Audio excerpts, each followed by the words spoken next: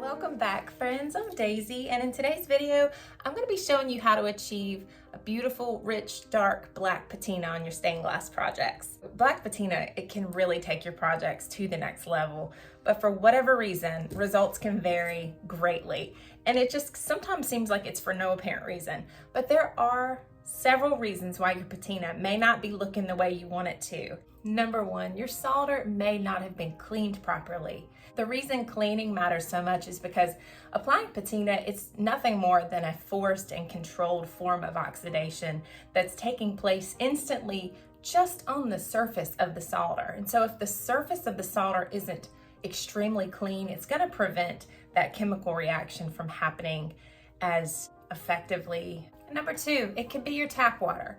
Excess minerals in your water can affect how the patina takes. So if you have hard water, for instance, there's a good chance that you should probably clean and rinse your projects using distilled water. That may help your results tremendously.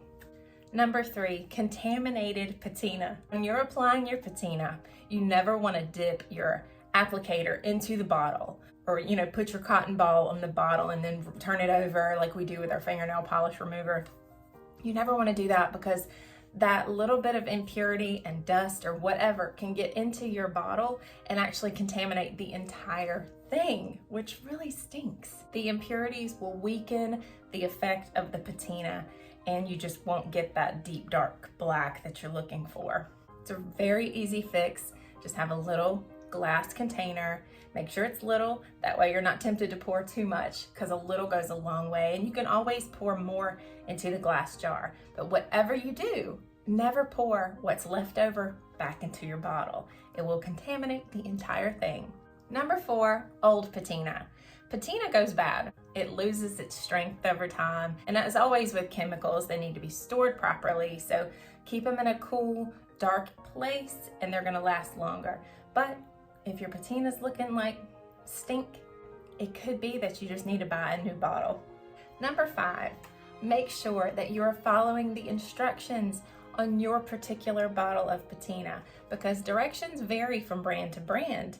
And I'll tell you what, I was making a huge mistake. I used Novacan, and I was making a huge mistake, and you're gonna probably be surprised at something that I don't do when I'm applying my black patina. But according to the directions, I don't have to. So make sure you're following those directions, because it literally says satisfaction is guaranteed when used as directed. And it's true, I have been very satisfied with the results since I started doing it this way.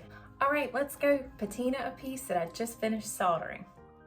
So if patina only takes well on perfectly clean solder lines, then we need to follow through with a good, thorough washing. So immediately after you've soldered, you can go ahead and scrub a dub-dub. So think of the cleaning phase as priming for patina, sort of like having to sand an old piece of furniture down before you can refinish it. It's sort of like that. I'm just using a dish soap and water mixture that I put in an old bottle of Quick Clean. So Quick Clean's an awesome flux remover, but I ran out, so I just filled the bottle with water and put a few drops of dish soap in there, and it works great. So cleaner is not all you're gonna need though. You're gonna need something scrubby, something kind of abrasive. So I prefer these brass scrubbies. Steel wool works good too, but it can create its own problem by leaving behind a fine rust dust of some sort. So if you use steel wool, be sure you're rinsing thoroughly. And some people even use those melamine sponges, but there again, they create a plastic dust. So you just gotta really be intentional when you're rinsing these off. But I just love my little brass scrubbies because they don't leave behind anything. Once I'm done scrubbing, I rinse really well and dry thoroughly with a microfiber towel. And when you do this, your lines should look very shiny. Before we break out the patina, let's go over some safety. Always work in a well-ventilated space, and if possible, open a window. Always wear rubber gloves, safety glasses, and clothes you aren't necessarily fond of. And make sure kids and pets are not around open patina containers. What you'll need. I'm using a couple of sheets of packing paper to protect my work surface. I've got my patina solution, some cotton swabs for application, a tiny glass jar, some paper towels, and my project. There are a lot of things you could use to apply patina to your project. I prefer cotton swabs, but you can use cotton balls, cotton pads. You could cut up a sponge into small pieces. You can use, some people use toothbrush, but I prefer it to be something absorbent and of course something disposable. As you can see, the result of patina is immediate. So it's important to work in small sections and concentrate on where you are to make sure that you're fully saturating each line before you move on to the next one. Try not to use an excessive amount of patina. It's just not necessary to flood your entire project with patina. You will quickly go through it that way. It's just not necessary.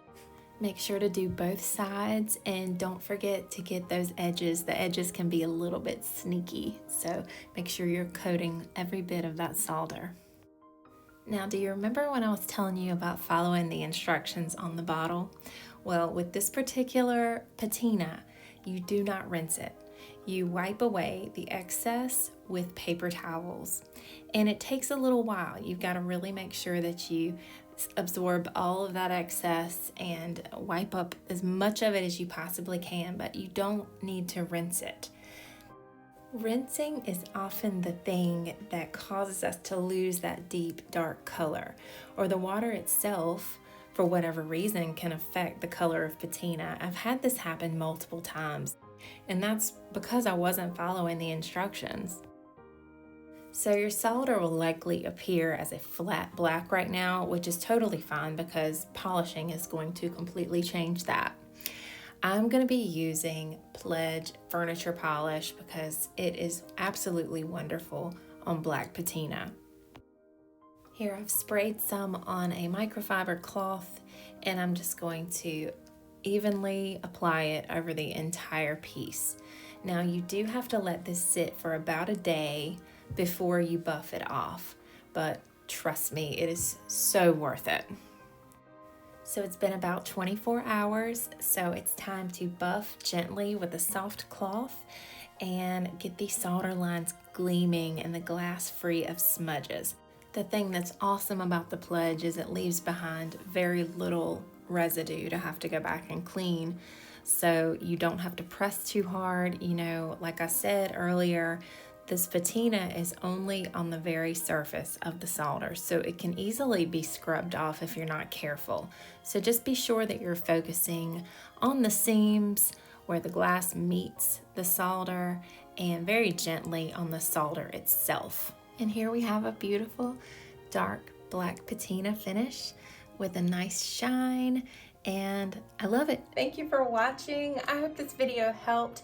You know, there are a lot of different methods out there, and some of those methods require a lot of steps, and I'm not saying that they don't work. It just so happens that this works really well for me, so I had to share it. That's what this channel's for. So if you like this video, please hit like and subscribe. I'm gonna be sharing a lot more videos like this with just tips and things that I've learned, and I hope you'll stick around. Have a blessed week, and I'll see you in my next video. Bye!